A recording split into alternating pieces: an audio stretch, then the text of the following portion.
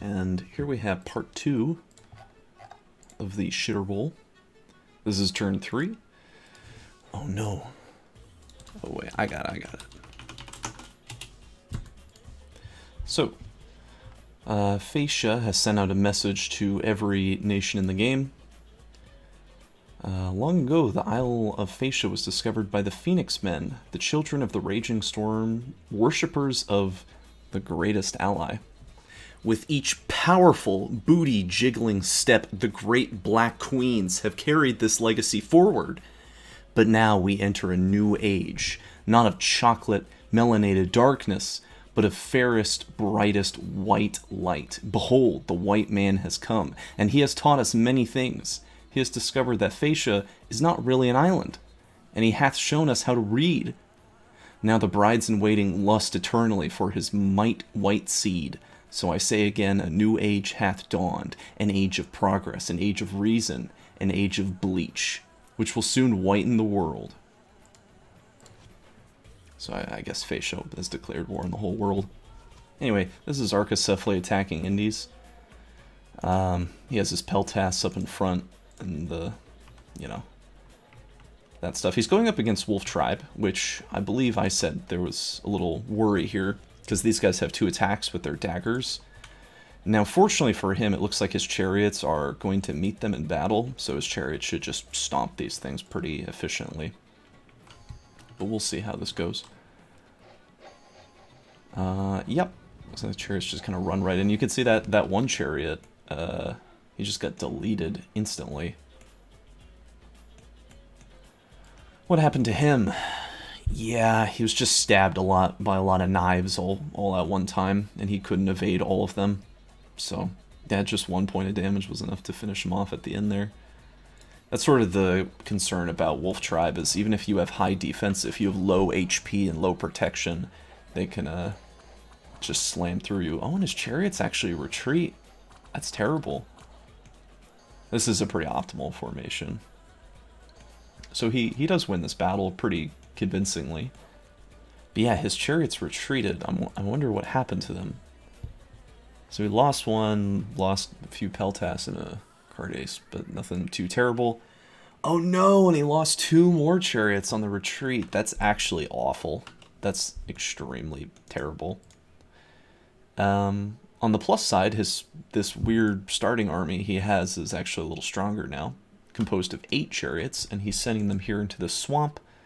That should be very easy to take out. He's sending this nature mage over here to his province they just took to site search, and he's taking his prophet's army and walking it into here, which he has scryed. Ooh, it's got cataphracts. I'm not sure about this. Cataphracts are scary. Like, these things will lance charge and will slam into your line and hit you. Looks like he actually changed up his formation.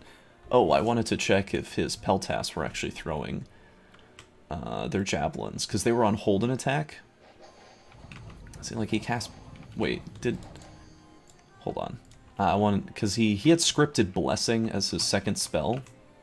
I want to see if his prophet even casted it. Sermon of Courage. No, he didn't even cast it. His pretender his prophet just went off script. Okay, so hold and attack does work. It does work, because he did throw his javelins first. Okay, fair enough. Anyway, I'm not sure he'll win this. Against cataphracts, which are basically heavy cavalry, effectively. That's kind of spooky. And these are just not very good units, so...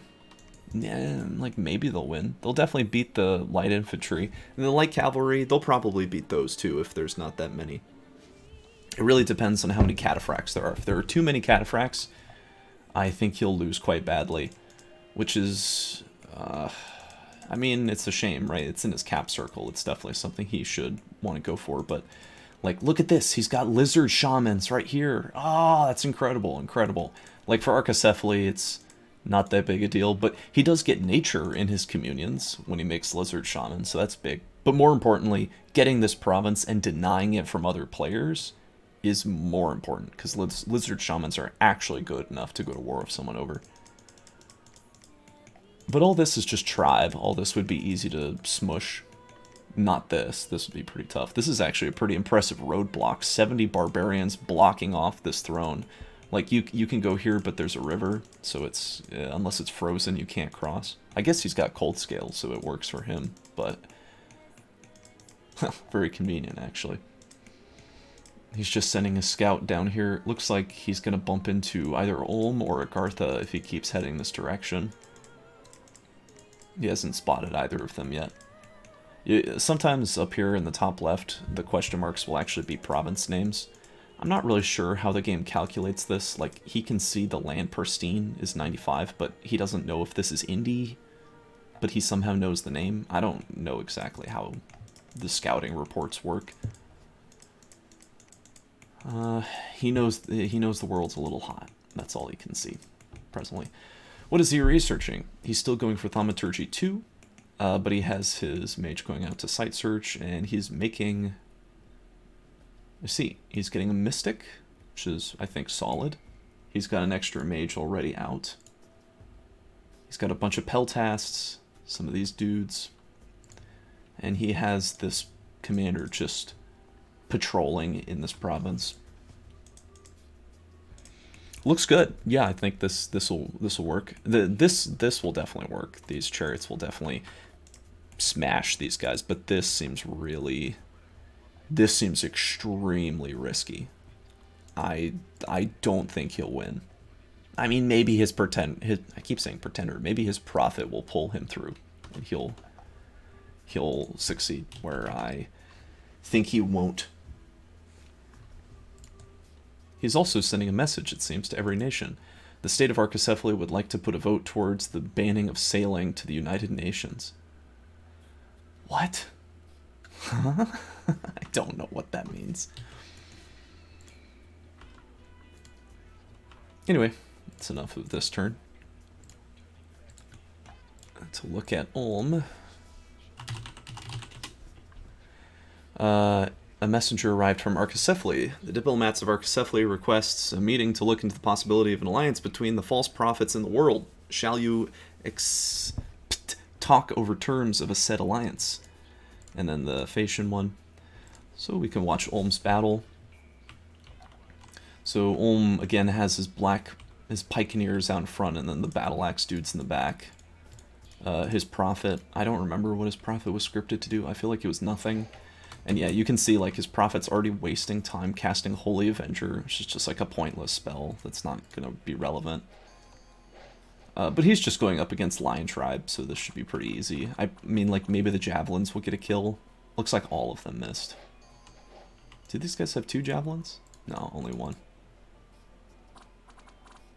Oh, wait, no, they do have 2. Yeah, they got a kill there. If anything was going to get a kill, it's definitely those javelins. That's like just free damage they get off.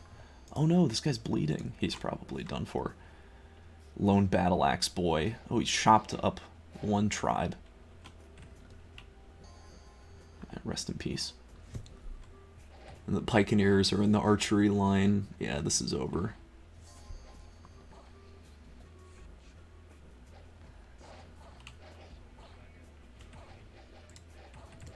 Wow, what an incredible tangle arrow. Hit 3 of them. Bravely defending their chieftain. Or, I'm sorry, their witch doctor. But he gets poked. And Ulm takes that battle pretty decisively. Yeah, they only lost a single... Really? They only lost 1 guy? That's incredible. They took so many hits, but I guess none of those were finishing blows. They just got, like, poked a lot. It was just that 1 guy? That's all who died? Really? 1 infantry of Ulm died. Yeah, I guess they took a bunch of HP loss. This guy only has 4 HP. He got stabbed. He got stabbed a lot. He got hit with a javelin, then he got shot with a bow, and then he got stabbed in the chest 3 times. 2 of those did no damage. He got hit 5 times and he still lived.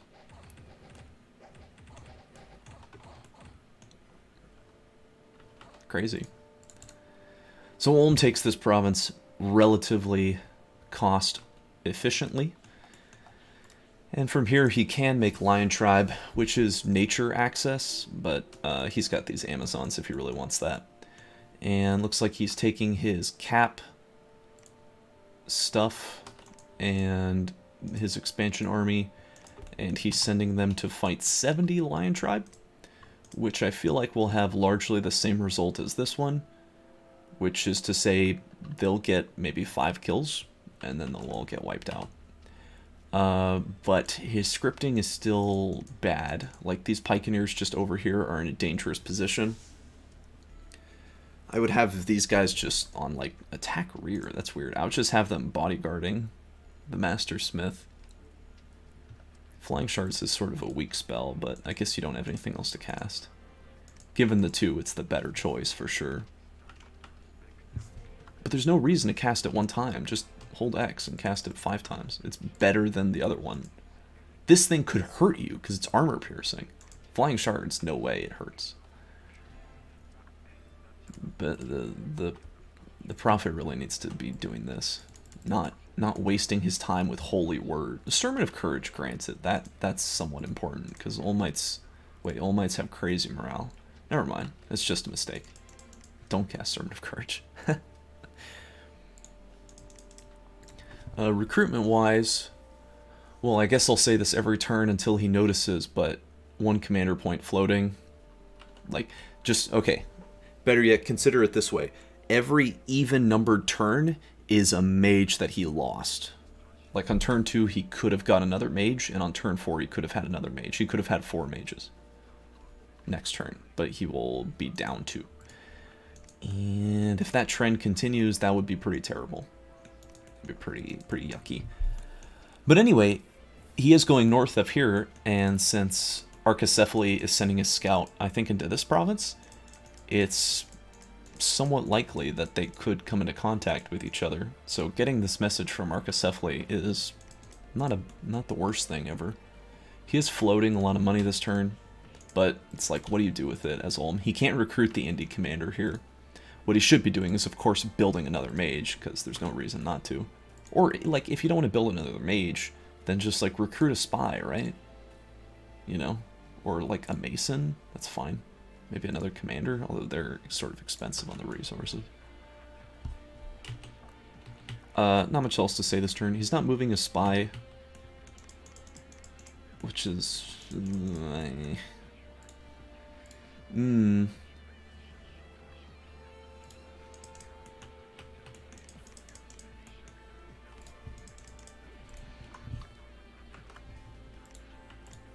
Still going for Conjuration, or Construction 3, which is a solid choice. And now on to Marignon's turn. So let's look at his battle, attacking some independents in the woods. He is fighting militia and archers, 3 commanders, and a priest, too. Yeah, when the Indies bless themselves, nothing happens. Are these light infantry? Yeah, so there's some light infantry here, too. But he's just peppering them with crossbow fire, and in turn getting hit with arrows.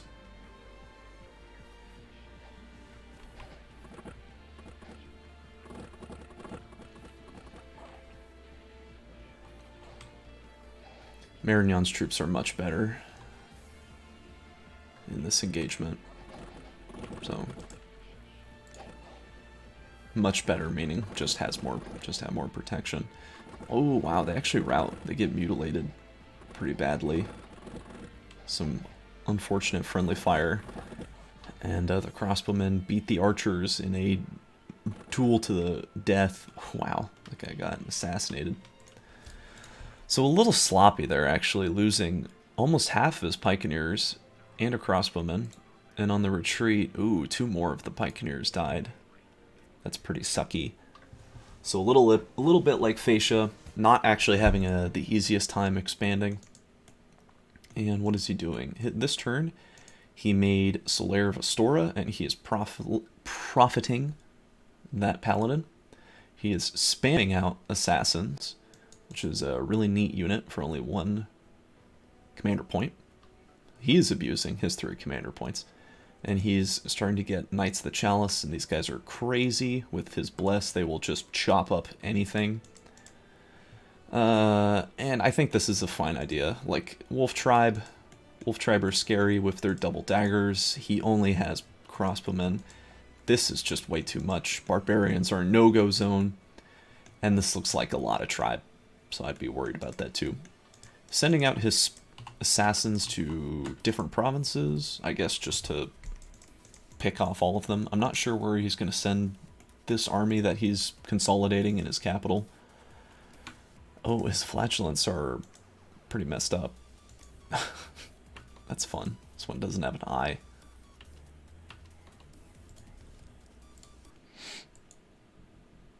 I'm not a fan of that tune.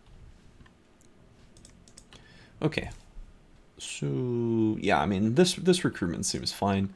He's spending all of his money, still researching for enchantment 2. I don't know why. I'm still confused as to the point of what this is supposed to get. Maybe enchantment 3 or 4. Flaming arrows is definitely good, but I can't see just yet what he's planning on doing.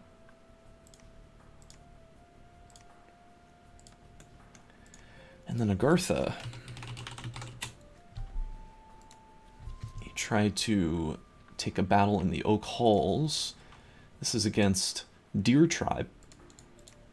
These guys aren't too scary. Their protection's pretty poor, but they do have a little high defense skill. Being led by a barbarian chief, I guess.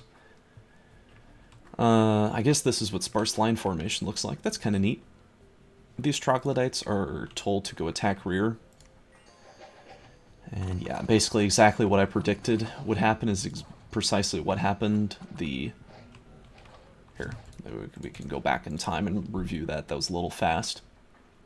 But basically, the troglodytes are way faster than his front line, so they come up on the enemy first, and the enemy just gravitates towards them. They get hit with all the javelins, which is really terrible. These troglodytes are squishy, and if they eat a javelin, they could live, sure, but they'll still chunk them really badly. Like, this poor guy is being mutilated. He's been hit by so many javelins.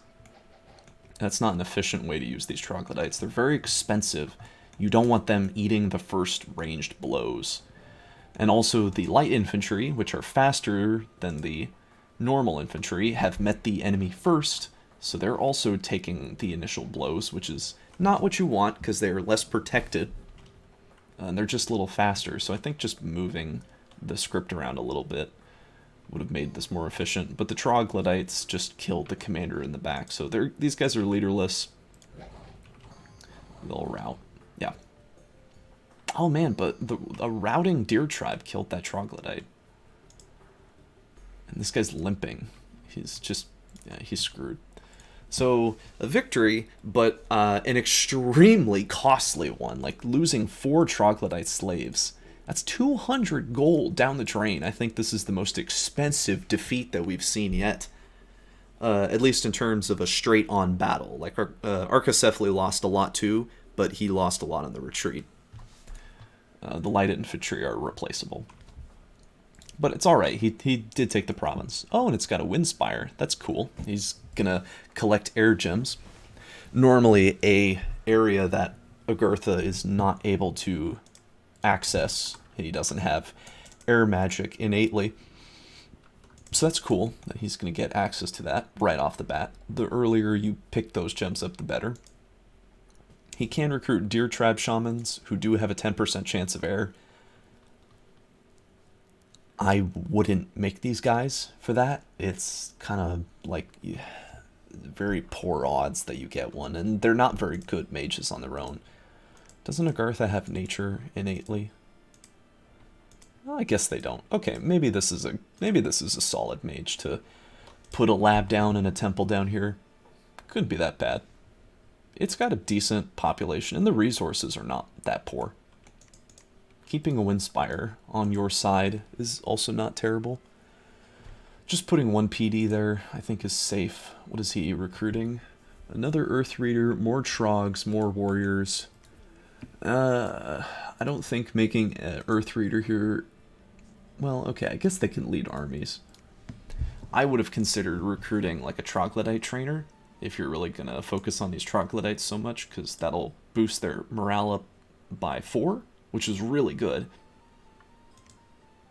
Because they have Taskmaster and Beastmaster. And he could lead the rest of the units too. Yeah, you're making less than 20. So he could have him walk over here and you could be taking this province on turn 4. Or rather, you could be moving into this province on turn 4, but maybe he'll do that with the Earth Reader anyway. I would just rather have a dedicated commander fulfill that position. Maybe a cave captain, for example, versus just this guy, which is a mage too. Early game, your mages should be researching and site searching, not leading armies. Anyway, this looks like an easy win. He is going in the opposite direction of Arcocephali and Ulm, so he's not going to bump into them with his expansion army. He's getting closer to Fascia, actually. He's creeping up on Fascia.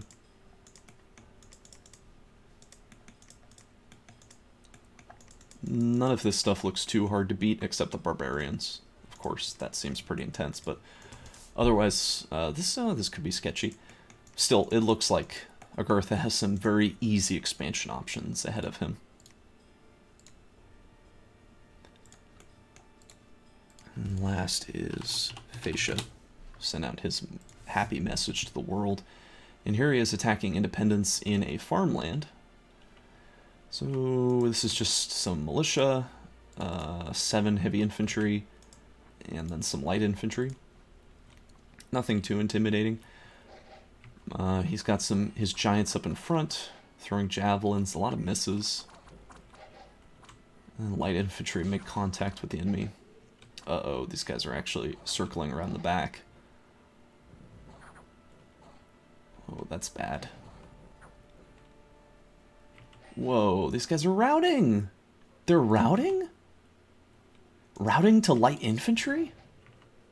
Jeez, these guys suck. I thought they were good.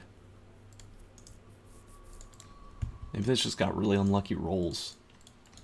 It's not like the light infantry should really be doing that much. If they poke them, they will do damage, because the protection of these Colossi light infantry is poor. And his commander, I guess, goes ahead to die. So Fascia fails their initial expansion, losing 9, 10, 11 units, and then, even more on the retreat. These guys, that's 60 gold, 73 of these, that's another 60, 120, and then a captain.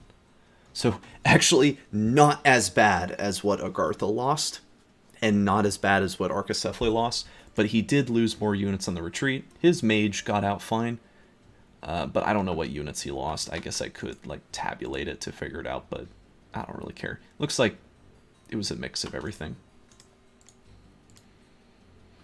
He is recruiting a Colossi Storm Captain, which is a fine general and mage to recruit, and this guy can also site search pretty well. He's got sailing, along with normal dark vessels. Not all of Fascia's leaders have sailing, but they all have dark vessels. But sailing is sometimes better than dark vessels, because sailing doesn't require dominion. Oh, he's actually placing a bid on the mercenaries, so he's the first person to do that. And he is also the only person to do that, so he will get them this turn. He will have his mercenaries. The Snake Charmer is just a snake leading 50 militia, which isn't very good. It's actually quite bad, but I think it would be enough to take this province. Taking this, maybe with support, this, yeah. It's okay. It's just not a mercenary group that can reliably win on its own, just because it's militia, and militia will run away. But with 3 more Colossi and all these guys, you've got, what, 10 Colossi light infantry here? 9, I guess. And you're going to have 12 next turn. Yeah, that can do it. That could definitely work. So he has a province behind, but it's still very early. It's not really the end of the world. No one has a lot of provinces yet. But it is a bad start, for sure. We'll have to see what he's going to do next turn, because he's not taking a province this turn. He doesn't, I guess he's not going to send one of his very fragile mages to go. I'd consider doing that. Like, I think one of these mages could probably just take all these guys and go for it. Maybe like this. I mean, this is pretty crippling on the morale. Especially with these guys. Maybe this is too risky. But I'd consider a greedy play like that and then going for this. Since we already know what's there, it's just 10 light infantry, 1 militia. Yeah, you could do that. This would work. This would definitely beat that for sure. Even numbers against indies will generally win. So that has been turn 3 of the Shitterbowl. A lot of expansion battles this turn, and basically everyone except Ulm is having a rough time. Maybe they don't know it quite yet, except Fascia, I'm sure is very well aware. But Arcocephali, Marignon, and Agartha have all had pretty bad losses on their expansion, and I'm not sure they're going to be able to keep up their pace because of those defeats. But we'll have to see.